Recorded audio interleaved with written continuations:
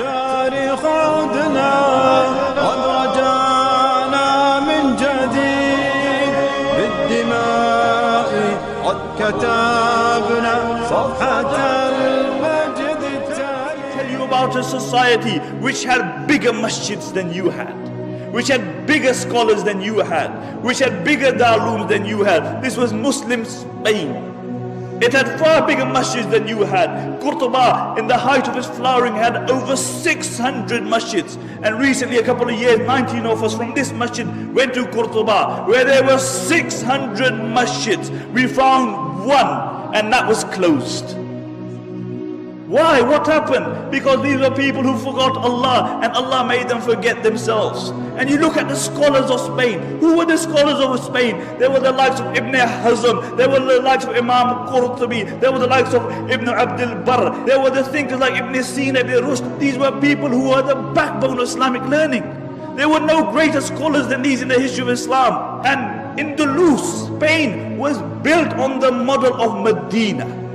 And as long as their focus remained on Medina, they flourished. But when their focus turned toward the dunya, then that same progressive society sank. Because the Muslims were not created for the dunya.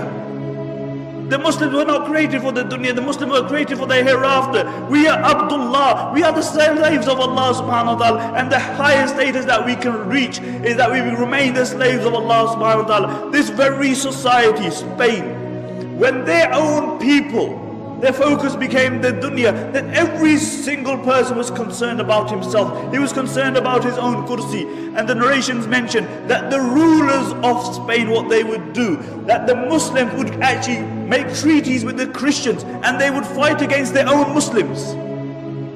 They would fight against their own Muslims. And really these were the Abu Righals of that time. And throughout history you will find Abu Righal. Do you know who Abu Righal was? Do you know who Abu Righal was? Abu Righal was a man who lived in Taif. And when Abraha, the Yemeni Christian governor, came to destroy the Kaaba, Abu Righal told him, look, I'll show you where the Kaaba is as long as you give me a few pounds.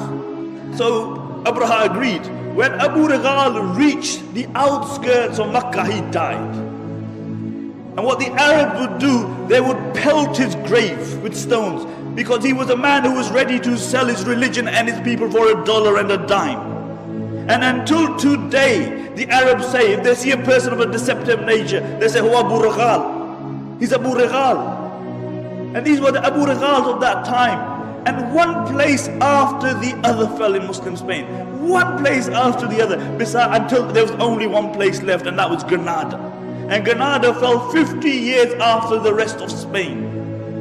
Until Abu Muhammad, he drew a treaty with the Christians on the condition that he would allow them to take over, on the condition that they would not persecute the Muslims, that they would not forcefully convert the Muslims, that they would not remove the Muslims from their posts. And when the Christians came in, the first thing they did, they reneged on their promise. And when they entered the Alhambra Palace, have you seen the Alhambra Palace?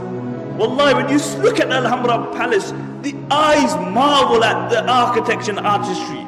It is an amazing palace, and throughout the palace you will see one word, La Ghaliba illallah. That dominance is only for the sake of Allah. Dominance is only for the sake of Allah. Where are those people who wrote La Ghaliba illallah? Where are those people? See, La Ghaliba, the engraving remained on the walls, but the reality of it was removed from their hearts.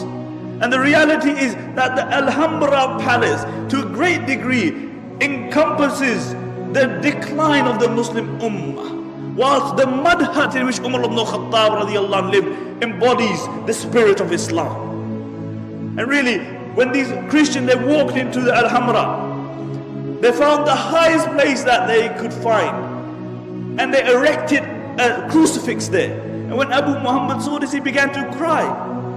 He began to cry, and his mother rebuked him. She said, why are you crying like a woman when you couldn't defend it like a man? Why are you crying like a woman when you couldn't defend it like a man? And this is our state today, really. We whinge about everything. We blame everybody else besides ourselves. We blame the Christians, we blame the Jews, we blame everybody else. But it's one person we don't blame, it's us. We even blame time. The zamana ye saya. As Arabic poet says, he said, نُعِيبُ زَمَانَنَا وَالْعَيْبُ فِينَا وَمَا لِزَمَانِنَا عَيْبٌ سِوَانَا. He said, we find fault in time, but the reality is that the fault lies within us. And if there was any one fault in time, it is that it has to carry the likes of me and you. That's the only fault with time.